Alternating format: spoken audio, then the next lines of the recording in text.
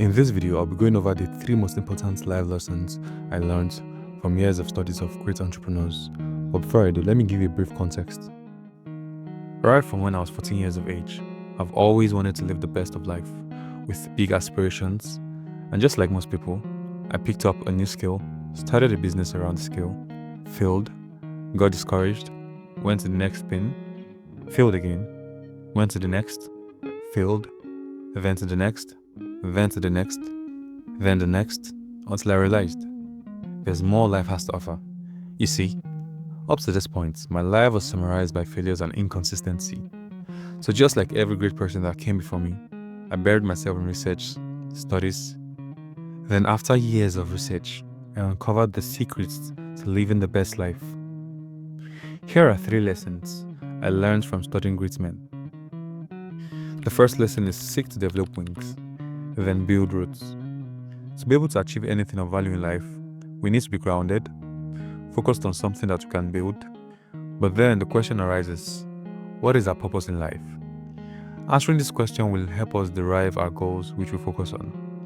You see, developing wings is an analogy for self-exploration, finding oneself, discovery of purpose. During this period, you try everything. There's a reason over 85% of most successful people tried different things before finding a foot in whatever they found success in. Purpose is something you discover, not something you're giving. And do not be afraid of change, because true evolution comes through metamorphosis. So don't be afraid of change during this exploration. So you've gone through the phase of exploration, where you've found your path and discovered purpose. At this point is where you shed the wings and build roots. Napoleon Hill in Think and Grow Rich said, "The people with value are the ones with specialized knowledge." And that's true. That's the basic reason a specialized doctor earns more than a high school teacher. To be of value, you need to shift from generalized knowledge, which you gain from exploration, to specialized knowledge, which is what you gain building roots. It's very important to get this phase correctly, because building roots in something that's not your purpose can cost you wasted time, years and efforts. Time is your most valuable asset, so treat it as such. The second lesson I learned was focus on self-growth. Self-growth is the single most important action one can take. We can only achieve as big as our minds let us dream. And our dreams are limited by what we know. And yes, there's a way to dream beyond what we know. We can go beyond our limiting factor, which is our mind. I'll be talking about that in the next lesson. Our dreams, our aspirations, our creativity is only as vast as what we know.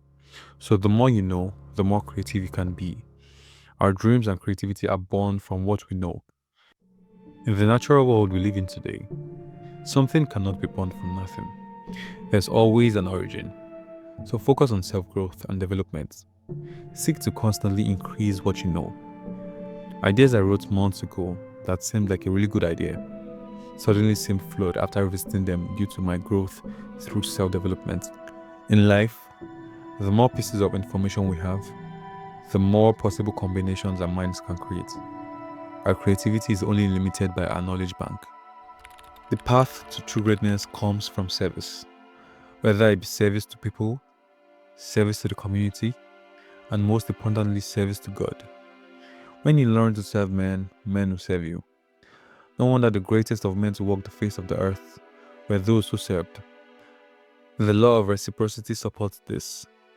It basically states that people feel obligated to return the favor. True greatness comes through service to God. Napoleon Hill talks about believing in something greater than oneself. Man is born with limitations, but through belief, we overcome those limitations. It starts with belief. Believing in something greater than yourself. If you serve the Creator, He will serve you. He created the laws governing our universe, so He abides by them, but not bound by them.